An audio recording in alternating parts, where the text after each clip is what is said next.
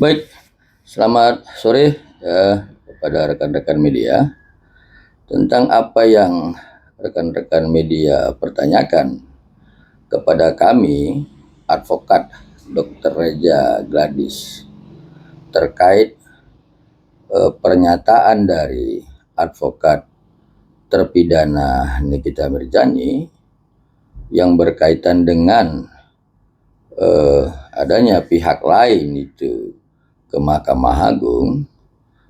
Tentu pertama sekali kami akan disclaimer dulu ya. Kalau yang dimaksud oleh advokat dari terpidana Nikita Mirzani bahwa pihak yang lain itu adalah kami, advokat dari Dr. Reja Gladys, pertama kami mau sampaikan ya,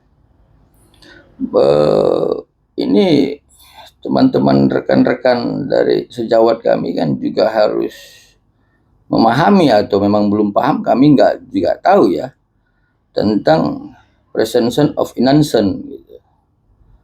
Kenapa? Karena pada saat kami datang ke Mahkamah Agung, pernyataan kami itu tidak pernah ya menuduh terpidana Nikita Mirzani atau pihak manapun ya untuk dan atau sudah melakukan upaya penyuapan. Tetapi yang kami sampaikan itu secara terang benderang adalah adanya bukti rekaman yang kami duga mirip dengan suara terpidana Nikita Mirzani, yang dalam rekaman itu berbicara tentang dugaan-dugaan penyuapan. Ya, kami itu harus kami pertegas ya. Presumption of innocence itu tetap kami junjung tinggi dari dulu ya. Dan kami tidak akan pernah menuduh tanpa ada bukti-bukti yang kemudian bukti itu harus divalidasi, diverifikasi oleh penegak hukum.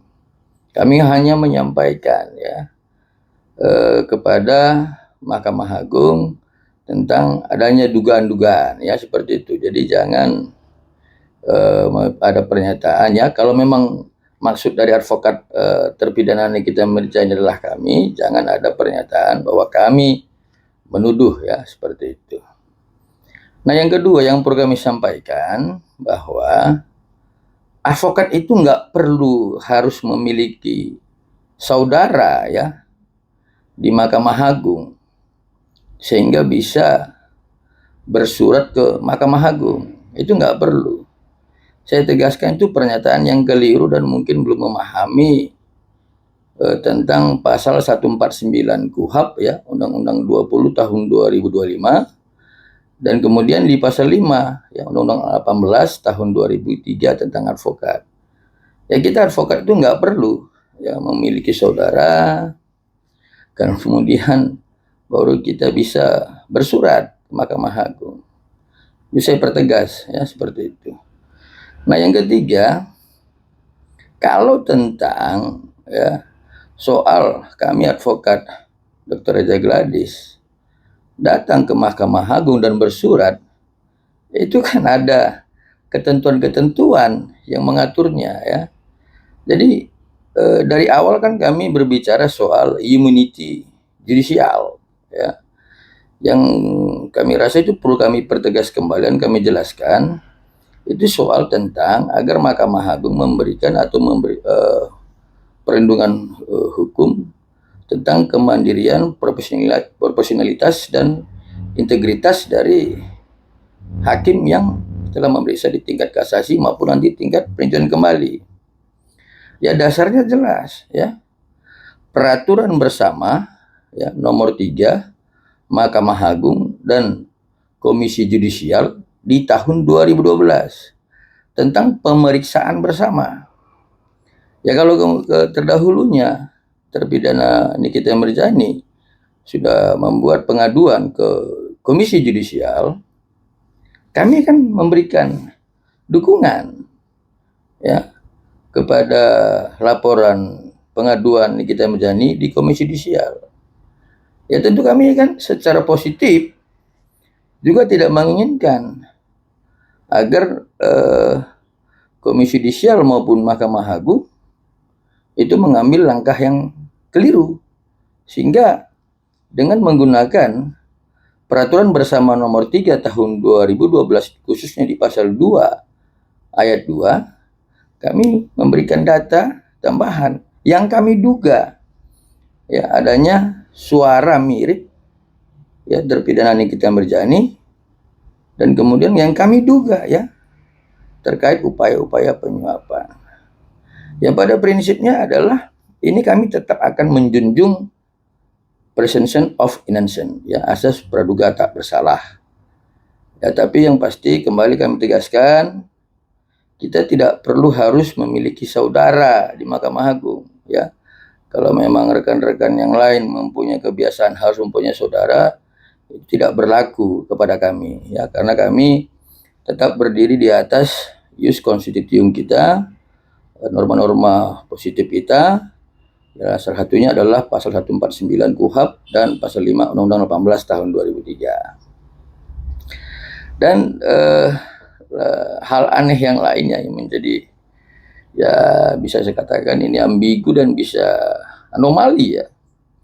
Pernyataan dari advokat terpidana soal tentang adanya oknum penasihat presiden, dan tadi ada juga disebutkan yang kami dengar penasihat orang nomor 1 di Republik ini yang katanya membantu terpidana Nikita Mirzani dalam hal mendapatkan putusan yang seadil-adilnya ya di tingkat kasasi pada saat itu, dengan tujuan agar penasihat presiden ini dapat ya, berjumpa dengan majelis hakim, menemui majelis hakim dan menyampaikan secara langsung fakta-fakta dan berharap agar dapat mendapatkan sebuah putusan yang seadil-adilnya.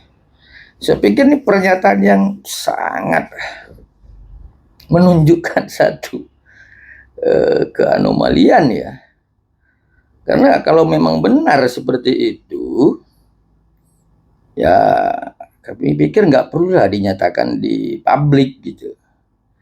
Ya tapi sebelumnya kami sampaikan bahwa untuk melakukan upaya hukum kasasi itu diatur dalam pasal 299 sampai dengan 317 Undang-Undang 20 tahun 2025 ya tentang KUHP kita yang baru ya. Mungkin karena baru ya ini banyak juga ya rekan-rekan kita ya juga yang Indonesia mungkin belum mempelajari itu dan membaca gitu. Jadi nggak perlu juga harus banyak minum air laut untuk memahami semua, tapi harus baca gitu. Dijelaskan di dalam pasal 299 sampai dengan 317 yang mempunyai kewenangan dan hak untuk mengajukan permohonan kasasi adalah penuntut umum, terdakwa, dan atau advokatnya. Di situ tidak ada disebutkan tentang legal standing daripada penasihat presiden maupun penasihat orang nomor 1 di Republik ini untuk mengurus ya atau bertemu hakim menyampaikan secara langsung fakta-fakta persidangan dengan powernya, kemudian mengharapkan dari itu putusan seadil-adilnya. Tidak ada disebutkan seperti itu. Ya jadi kami harus tegaskan itu. Ya justru kan kembali kan kenapa kami katakan anomali, karena di pasal 299 sampai 317 tidak menyebutkan itu. Lalu kemudian advokat terpidana Nikita Mirzani menyampaikan itu di ruang publik. Ya kalaupun seandainya itu benar ya, saya pikir itu nggak perlu disampaikan gitu. Ya jadi kenapa ini kan norma-norma etik kita sebagai advokat itu kan ini dipertaruhkan tuh dalam hal penyampaian seperti itu. Kan tidak dibenarkan loh. Ada orang penasehat presiden bisa melakukan pertemuan secara langsung terhadap putusan kasasi seorang terdakwa. Dalam KUHP kita itu nggak benar. Nah, jadi kalau kami boleh berpendapat tentang itu, tentu ini kan ya sudah secara terang benderang, ya, pendapat rekan kami itu secara terang benderang menyampaikan ya adanya sebuah mens rea gitu, ya, niatan. Ya, soal aktus reusnya nanti ya, bisa dibuktikan juga ya. Tetapi kalau berbicara soal mens rea, ya, ini soal apakah ini adalah perbuatan melawan hukum atau tidaknya, ini saya bicara mens rea dulu gitu. Di dalam mens rea itu kan ada beberapa hal yang harus dilihat. Ya, salah satunya tentang subjektif onrachlemen, niat batin gitu. Niat batin seseorang itu melakukan sesuatu yang merupakan perbuatan melawan hukum. Ya, kalau niat kita mengajukan kasasi dengan cara untuk langsung bertemu dengan hakim, menyampaikan fakta kepada hakim secara langsung melalui penasihat presiden, ini kan tentu melawan hukum gitu. Hukum yang mana? KUHP kita. Ya, jadi subjektif onrachlemennya kan sudah secara terang-berang disampaikan. Nah, yang kedua tentang soal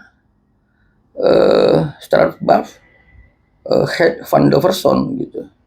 Ya, strafbaar van der Person ini kan soal bagaimana seseorang bisa bertanggung jawab ya terhadap apa yang diperlakukannya, ya, yang berkaitan dengan niat tadi, niat batin tadi dan mens rea tadi. Ya, jadi tentu kami kan ini menganggap sebuah anomali ya, sesuatu peristiwa yang tidak layak diungkapkan di publik, tapi disampaikan di publik menjadi sebuah pembelaan. Tetapi menurut kami, pembelaan-pembelaan itu tidak sesuai dengan ketentuan hukum-hukum normatif kita, ya, ius constitutium kita. Maka tentu kami melihat adanya mens rea yang sudah terang benderang, ya. Jadi kami berharap agar hal-hal seperti ini tidak dilakukan lagi ya. Kenapa? Ya, tentu kami akan berpijak melalui ketentuan-ketentuan dalam hukum acara bagaimana kita mengajukan upaya-upaya hukum ya, baik itu banding, baik itu kasasi maupun upaya hukum luar biasa. Itu tidak dibenarkan. Kita bisa mendapatkan keadilan itu melalui penasihat presiden. Ya, jadi saya pikir itu. Ya, jadi pada intinya adalah kami menyampaikan kalaulah memang yang dimaksud rekan kami tersebut adalah kami yang pihak yang di Mahkamah Agung, kami perlu jelaskan, mohon dipahami, dipelajari apa itu presumption of innocence, immunity judicial, kemudian peraturan bersama nomor 3 tahun 2012, dan kemudian terakhir kami perlu sampaikan di dalam hukum acara kita tidak ada diatur tentang bolehnya penasehat presiden ya untuk berjumpa dengan majelis hakim untuk mendapatkan putusan kasasi yang seadil-adilnya. Terima kasih.